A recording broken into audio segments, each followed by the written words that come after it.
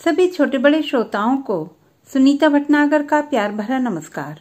Audio stories के हमारे channel कहानी जगत में आप सभी का स्वागत है। हिंदी कहानियों की श्रृंखला में आइए आज सुनते हैं मालती जोशी जी द्वारा रचित कहानी बेटे की माँ। यह रिश्ता भैया के ससुर जी ने ही तय किया था। अम्मा ने एक तरह से यह भार उनके ही सिर पर डाल दिया था, और कहती भी तो किससे। भैया तो इस काम के लिहाज से बहुत छोटे थे, उनका अनुभव ही कितना था। जीजा जी थे जो दिन रात अपनी ही शान बघारा करते थे। अम्मा पर जब तब एहसान जताते रहते कि उनकी बिटिया का हाथ थाम कर उन्होंने उपकार किया था। वे यह भूल जाते थे कि दीदी की शादी बाबूजी के सामने हुई थी और उसमें बाबूजी ने अपनी हैसियत से ज्यादा ही खर्च कर डाला था। चाचा जी की लीला तो और भी न्यारी थी। एक ही शहर में रहकर महीनों शक्ल नहीं दिखाते थे। हाट बाजार में मिलते तो हालचाल पूछने से भी कतराते थे कि कहीं कुछ लेना देना न पड़ जाए, लेकिन जान पहचान वालों के सामने यह दिखावा जरूर करते थे कि स्वर्गीय भाई साहब की गृहस्थी का भार ढोते ढोते उनके कंधे झुक आए हैं। भैया की इंजीनियरिंग की पढ़ाई का तो पता नहीं कहाँ कहाँ रोना रोया होगा। इसीलिए यह बात एक तरह से तय थी कि हम दोनों की शादी के लिए इन दोनों का कोई एहसान नहीं लिया जाएगा। भैया के लिए तो खैर कोई समस्या ही नहीं थी। उन्हें नौकरी बाद में मिली, रिश्ते पहले आने लगे थे। सवाल तो मेरा था। अम्मा को बस मेरी शादी की चिंता ही घुन की तरह खाई जा रही थी। इसीलिए उन्होंने सीधे समधी जी से ही बात की। देखिए भाई साहब, दो बार मेहमानों को झेलना मेरे बस की बात नहीं है। न मेरे पास उतना पैसा है, न काम बटाने वाले हाथ हैं। इसीलिए मैं एक ही बार में सब निपटा कर छुट्टी हो लेना चाहती हूँ। किसी तरह इस लड़की के लिए एक वर जुटा दीजिए तो मैं फुर्सत हो जाऊं। आपकी बेटी के सिर पर भी कोई भार नहीं रहेगा। बेचारे पंडित जी समझ गए कि यह बहन जी का अनुरोध नहीं है, आदेश है। एक तरह से शादी की शर्त ही है। बेचारे अपनी बिटिया के लिए जूते चटका कर हलकान हुए जा रहे थे। अब यह एक और जिम्मेदारी सिर पर आ गई। अपनी लड़की के लिए वर खोजना फिर भी आसान है। आपको अपनी हैसियत का, औकात का पता होता है। भले बुरे की जिम्मेदारी भी आपकी अपनी होती है। दूसरों के लिए काम करते समय तो 10 बार सोचना पड़ता है। पर इंजीनियर दामाद पाने का लालच उन्हें बल दे गया और वे मेरे लिए भी एक नायाब हीरा खोज कर ले आए। लड़का उन्हीं के शहर कानपुर का था। अंग्रेजी में गोल्ड मेडलिस्ट, MA, PhD, अपना मकान, घर में केवल भाई भाभी। मकान भी 2 हिस्सों में बटा हुआ। जब मर्जी हो किराएदारों से खाली करवा कर अलग गृहस्थी बसा लो। इतना अच्छा रिश्ता तो शायद हम लोग भी नहीं खोज पाते। और यहाँ खोजने को था ही कौन। देखने दिखाने का कार्यक्रम कानपुर में ही संपन्न हुआ।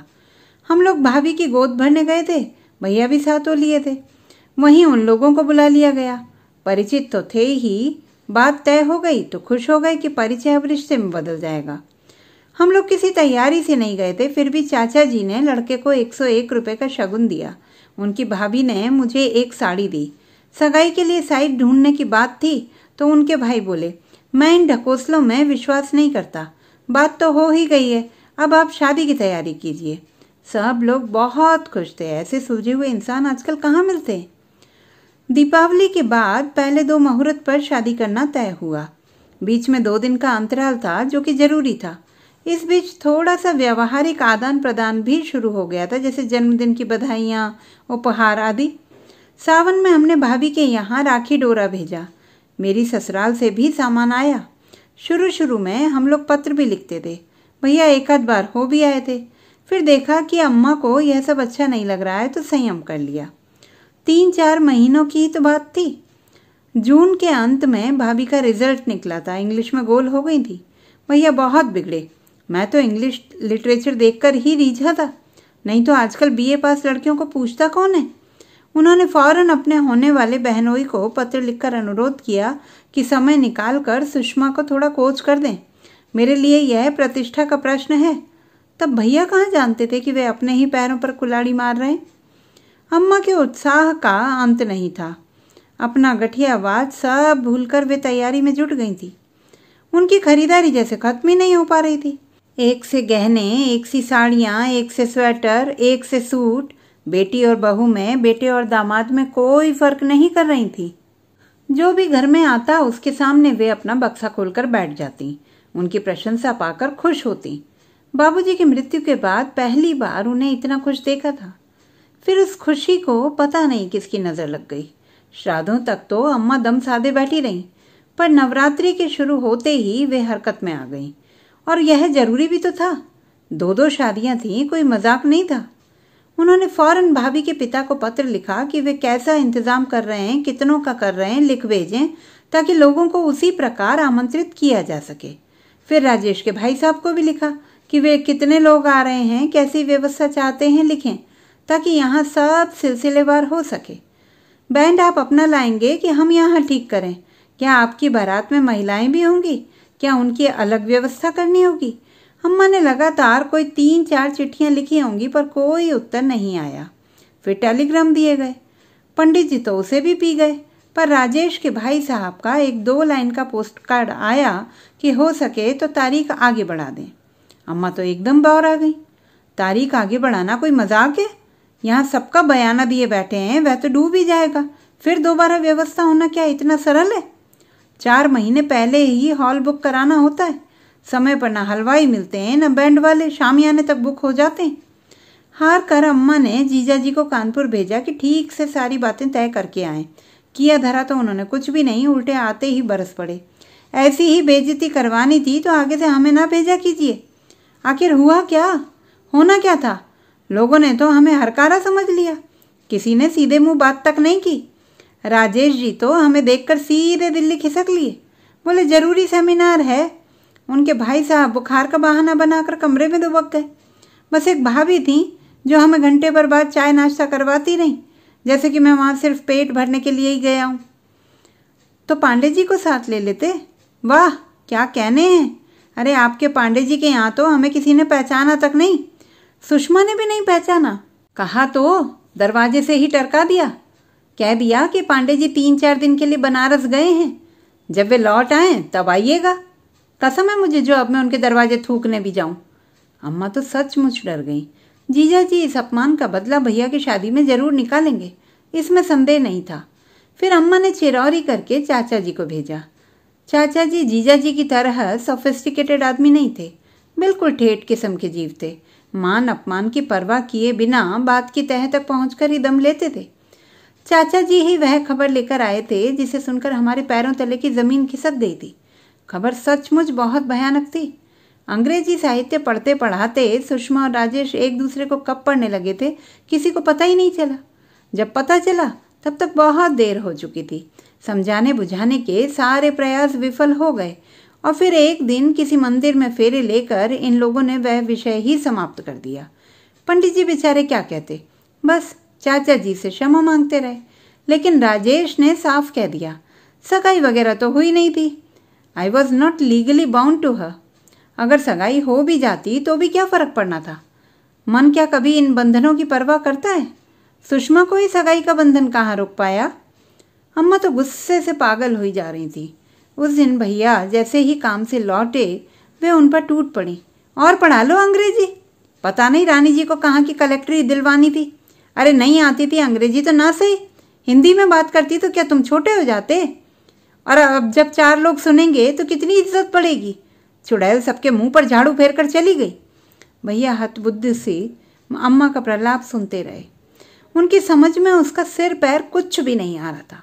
बड़ी देर बाद उनको पता चला कि माजरा क्या है और वे पत्थर हो गए। मैंने सोचा था कि उनकी प्रतिक्रिया भी अम्मा की तरह विस्फोटक होगी, पर वे बुत बने बैठे रहे। थोड़ी देर बाद बिना कहे सुने बाहर चले गए। 12 घंटे बाद उनका शत विशत शरीर ही वापस लौटा था। इस अपमान को, इस लज्जा को वे बर्दाश्त नहीं कर पाए और रेल के सामने कूद गए थे। मरना तो मुझे भी था, पर अम्मा को देखकर जी कड़ा कर लिया। इस वज्रपात को वे अकेले कैसे झेलती? दुख की इस घड़ी में मेरे सिवा और कौन था जो साई की तरह उनके साथ रहता? निसंदेह उनका दुख मेरे दुख से बहुत बड़ा था। तब से साल पर साल गुजरते चले जा रहे हैं। उम्र मुट्ठी से रेत की तरह फिसलती जा रही है और मैं हूं कि वहीं खड़ी हूं जहां 25 साल पहले खड़ी थी। ट्रिंग ट्रिंग ट्रिंग एक साथ पता नहीं कितनी घंटियां बज उठी थी। तंद्रा टूटी तो देखा कंडक्टर कान के पास खड़ा चिल्ला रहा था, बहन जी उतरना नहीं है। हड़बड़ाकर उठ खड़ी हुई तो देखा सारी बस मुझे घूर रही है। कंडक्टर रोज का परिचित था, इसीलिए सज्जनता बरत रहा था, पर यात्रीगण मुझे क्या क्षमा करते। यह आधे मिनट की देरी भी उनके लिए असह्य थी। इसीलिए उतरते समय कितनी ही फप्तियां सुननी पड़ी। आजकल तो लेडीज भी भांग पत्ती खाकर चलने लगी हैं। अरे किसी के ख्यालों में खो गई होंगी इस उम्र में। शर्म से गड़ गई मैं। रास्ता चलते हुए भी जैसे ये आवाजें मेरा पीछा करती रहीं और मैं कुड़ती रही। क्या जमाना आ गया है, लोगों में जरा भी लिहाज नहीं रह गया है। जो मुंह में आया बक देते हैं। साथ वाले भी उन्हें टोकते नहीं, उल्टे ही करके हंस देते हैं। चलते चलते मैं अचानक ठिठक गई। अपने भुनभुनाते मन को मैंने ठीक से टटोला तो स्तब्ध रह गई। मुझे ज्यादा वह उम्र वाला फिक्रा ही चुभा था। गोया 43 साल की उम्र में कोई किसी के ख्यालों में डूब ही नहीं सकता। अगर यह सच होता तो क्या मैं अतीत को इतनी बारीकी से याद रख पाती? क्या उस भयावह अनुभव को फिर से जी पाती? अतीत के चलचित्रों में जो बार बार झांक रहा था, मुझे झकझोर रहा था, वह चेहरा किसका था? राजेश का ही तो था। और इतने दिनों से मैं यह भ्रम पाले हुए थी कि मैं सब कुछ भूल चुकी हूँ। वक्त का तकाजा भी यही था। इस उम्र में कितनी हिकारत से कहा था उस लड़की ने, जैसे किसी को याद करने का ठेका सिर्फ यौवन ने ले रखा हो। और 43 साल की उम्र में क्या कोई बूढ़ा हो जाता है? खैर, उसका भी क्या दोष है। मेरा सूखा शरीर, रूखा चेहरा और खिचड़ी बाल देखकर अक्सर ही लोग मुझे 50 के पार पहुंचा देते हैं। कई बार मन होता है कि बाल रंग लिया करूं, पर हिम्मत ही नहीं होती। अम्मा की घूरती निगाहों से डर लगता है। कई बार इच्छा होती है अम्मा कभी तो कहें कि तू कैसी होती जा रही है, जरा तो अपनी सेहत का ख्याल किया कर। पर अम्मा कभी कुछ नहीं कहती। उन्हें अपने ही रोना रोने से फुर्सत नहीं मिलती। दिन भर बिसूरना और सांस भरना, उनके पास बस यही 2 काम रह गए हैं। अम्मा, तुम्हें वो मिसेज अहिरवार याद है? उस दिन पार्टी में आई थी। खूब याद है। और बिट्टो, हम कहे देते हैं ऐसे वैसों को घर में मत लाया करो। हाँ, जिस चीज के झूठे बर्तन हम नहीं धोएंगे। हाँ, यानी अम्मा को अब तक उस बात का मलाल बना हुआ है। 2 महीने पुरानी बात भी उनके जहन में अब तक ताजा है। पहली बार घर में किसी को बुलाया था, जश्न करने का तो कभी मौका ही नहीं आया। सब पीछे पड़ी रहती थी। ऊपर छत पर बरसाती नुमा एक कमरा बनवाया था, उसी का बहाना लेकर सबको चाय पर बुला लिया था। दिन भर अम्मा बड़े चाव से सब कुछ बनवाती रही। सबका स्वागत भी उन्होंने बड़ी आत्मीयता के साथ किया। पर जैसे ही मैंने एक एक का परिचय देना शुरू किया, उनके चेहरे का रंग बदलने लगा। खाने में उन्होंने हमारा साथ नहीं दिया, जिसका किसी ने भी बुरा नहीं माना। पर जब सारी टीम मदद करने के बहाने चौके में घुस आई तो मैं समझ गई कि आज रात अम्मा का उपवास रहेगा। एक बूंद पानी भी वे नहीं पिएंगी। सबके जाने के बाद रात को मैंने बर्तन समेटे। महरी तो कभी घर में थी ही नहीं, अपने आप ही सब कुछ करना था। अम्मा से बस मैंने कप प्लेट धोने के लिए कहा था। उन्होंने मना तो नहीं किया, पर इतना कुछ सुना दिया मानो मैंने उनका बुढ़ापा ही खराब कर दिया हो। इतना ताव आया था मुझे। मान लो आज भैया होते तो घर में रोज रोज पार्टियां ना होती, तब भी क्या अम्मा ऐसे ही झींकती? दूसरे ही क्षण ख्याल आया, भैया होते तो अम्मा बर्तन क्यों धोती? इंजीनियर की माँ होती वे, नौकरों की पलटन पर राज करती। अहिरवार की कोई बात कह रही थी ना तुम? अम्मा ने टोका। किस्सों में उन्हें बेहद रुचि है। समझती हैं कि बिट्टू ने जब बात उठाई है तो बेमतलब तो होगी नहीं। मिसेज अहिरवार की बहन का लड़का उनके यहाँ आया हुआ है। सो अकेला नहीं है अम्मा, एक लड़की भी साथ में है। कानपुर के वाजपेयी परिवार की है। लड़की की माँ ने जहर खा लिया है, बाप को हार्ट अटैक हो गया है। दोनों अस्पताल में भर्ती हैं। लड़की का बड़ा भाई पिस्तौल लेकर घूम रहा है कि या तो बहन को वापस ले जाएगा या दोनों को मार देगा। फांसी भी हो जाए तो परवाह नहीं। मिसेज अहिरवार बेचारी खूब रो रही थी। इतना गुणी लड़का है, बैंक में ऑफिसर है। बहन की सारी आशाएं उस पर टिकी हुई हैं। यह तो लड़की भगाने से पहले सोचना था ना। उसने भगाई नहीं है अम्मा, लड़की खुद उसके साथ आई है। वह कोई बच्ची नहीं है, उसके साथ बैंक में काम करती है। पढ़ लिख कर यही तो होगा। अम्मा का ये तकिया कलाम है। जहाँ कुछ उल्टा सीधा सुना, सारा दोष पढ़ाई के सिर मढ़ दिया। जैसे पढ़ लिख कर सभी लड़कियां आवारा हो जाती हैं। एक मैं भी तो हूँ, पढ़ी लिखी हूँ, नौकरी कर रही हूँ, फिर भी पिछले 25 सालों से जोग धारण किए बैठी हूँ कि नहीं। पर अम्मा की आंखें मुझे तो शायद कभी देखती ही नहीं। अम्मा, उस लड़की के माँ बाप कौन है जानती हो? कौन? वही जो कभी तुम्हारी बहू और दामाद बनने वाले थे। अम्मा का मुंह खुला का खुला रह गया। नाम और गली जरा परिचित सा लगा तो मैंने कुरेद कर पूछ लिया था, अम्मा मेरा ख्याल है हम बिटिया का विधिवत कन्यादान कर ही दें, किसी दिन वह तुम्हारी भी पोती हो सकती थी। खबरदार, अम्मा दहाड़ी, उसको लच्छनी, प्लीज अम्मा। अम्मा का पैंतरा देखकर मैंने जबरदस्ती उन्हें टोक दिया, क्योंकि जब वे गाली देने लगती हैं तो ऐसी गालियां देती हैं कि कान बजने लगते हैं। खासकर सुषमा के लिए तो उनके पास इन अनमोल बोलों का अक्षय कोश है। राजेश हर बार साफ बच जाते हैं, क्योंकि हत्या तो भैया की हुई है, मुझे भी किसी ने जिंदा लाश बना दिया यह उन्हें नजर नहीं आता। मेरे टोकने से अम्मा की धारा प्रवाह गालियों पर ब्रेक तो लग गया, पर उनका बुदबुदाना अब भी जारी था। अम्मा, मैंने कहा, क्यों अपनी जुबान गंदी करती हो? अपनी करनी तो वे खुद ही भोग रहे हैं। बिट्टो, यह तो होना ही था, बबूल में भी कभी आम फले हैं। ऐसी माँ की कोख से सती सावित्री तो पैदा होने से रही, इसीलिए तो कहते हैं कि भगवान के घर देर है अंधेर नहीं है। सच मुझे तो आज बड़ी तसल्ली हो रही है, कलेजे पर ठंडक पड़ गई है मेरे। जितना उसने मुझे रुलाया है ना, भोलेनाथ उससे ज्यादा उसे रुलाएंगे। मरते समय कोई पानी देने वाला भी पास में ना होगा। अम्मा बदस्तूर शुरू हो गई थी। घर की दीवारें उनकी बद्दुआओं से प्रतिध्वनित हो रही थी। एक एक शब्द कानों पर हथौड़े की तरह पड़ रहा था, पर अब उन्हें चुप कराने की सामर्थ्य मुझ में नहीं थी। पूरी शाम उनका बड़बड़ाना जारी था। रात खाना खाते समय भी खासे मूड में थी। बार बार कह रही थी, तुझे अच्छा नहीं लगेगा इसलिए रुक गई, नहीं तो आज ठाकुर जी को हलवा पूड़ी खिलाने का मन हो रहा था। कितने दिनों बाद उन्होंने एक अच्छी खबर सुनाई है, जी खुश हो गया। आज मेरी आत्मा को शांति मिली है। सालों साल मैंने आंखों में रात काटी है, आज मैं चैन की नींद सोऊंगी। मुझे लेकिन रात भर नींद नहीं आई। फुर्सत में लेटे लेटे जब अपना ही मुआयना किया तो मैं चकित रह गई। मेरी नींद खुशी ने उड़ा दी थी। हाँ, सचमुच मैं बहुत खुश थी, शायद अम्मा से भी ज्यादा खुश थी। मुझे अम्मा से ईर्ष्या हो रही थी। कितनी सुखी हैं वे, बेखटके मन की बात कह डालती हैं, और मैं सभ्यता का मुखौटा ओढ़े बेवजह अपने में कुड़ रही हूँ। अपना यह स्वांग किसे दिखाना है मुझे, किसे रिझाना है? मैं खुलकर कहती क्यों नहीं कि आज मेरे कलेजे पर भी ठंडक पड़ी है, मेरी बद्दुआएं भी रंग लाई हैं। तुमने हम दोनों भाई बहनों की जिंदगी उजाड़ दी थी, आज तुम्हारे दोनों बच्चों के सिर पर भी काल नाच रहा है। ईश्वर ने बहुत सही न्याय किया है। पर मजे की बात यह थी कि मेरा सारा रोष आक्रोश राजेश के लिए था। सुषमा को तो मैंने कब का बरी कर दिया था। नींद नहीं आ रही थी, फिर भी दम साधे पड़ी रही। करवट बदलते भी डर लग रहा था। कमरे के दूसरे छोर पर अम्मा की चारपाई थी। बहुत दिनों बाद चैन की नींद सोई थी, लेकिन मुझे रात भर नींद नहीं आई। फुर्सत में लेटे लेटे जब अपना ही मुआयना किया तो मैं चकित रह गई। मेरी नींद खुशी ने उड़ा दी थी। हाँ, सचमुच मैं बहुत खुश थी, शायद अम्मा से भी ज्यादा खुश थी। मुझे अम्मा से ईर्ष्या हो रही थी। कितनी सुखी हैं वे, बेखटके मन की बात कह डालती हैं, और मैं सभ्यता का मुखौटा ओढ़े बेवजह अपने में कुड़ रही हूँ। अपना यह स्वांग किसे दिखाना है मुझे, किसे रिझाना है? मैं खुलकर कहती क्यों नहीं कि आज मेरे कलेजे पर भी ठंडक पड़ी है, मेरी बद्दुआएं भी रंग लाई हैं। तुमने हम दोनों भाई बहनों की जिंदगी उजाड़ दी थी, आज तुम्हारे दोनों बच्चों के सिर पर भी काल नाच रहा है। ईश्वर ने बहुत सही न्याय किया है। पर मजे की बात यह थी कि मेरा सारा रोष आक्रोश राजेश के लिए था। सुषमा को तो मैंने कब का बरी कर दिया था।